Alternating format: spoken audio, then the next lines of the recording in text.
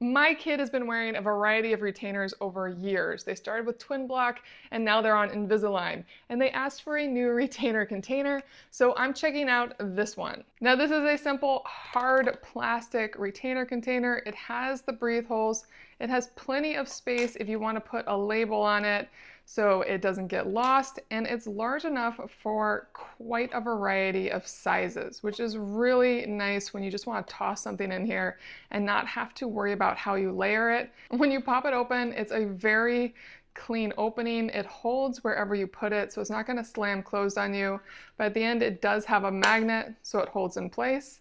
And on the inside, it is also just simple hard plastic. Nothing really in there to get dirty. This is very easy to rinse out and keep clean, and it has a smiley face at the top. It also comes with 2 tools to help you keep your retainer clean that you can keep in the container or obviously in your bathroom. I know my kid will like how simple and streamlined this is. It comes in a variety of colors. Solid.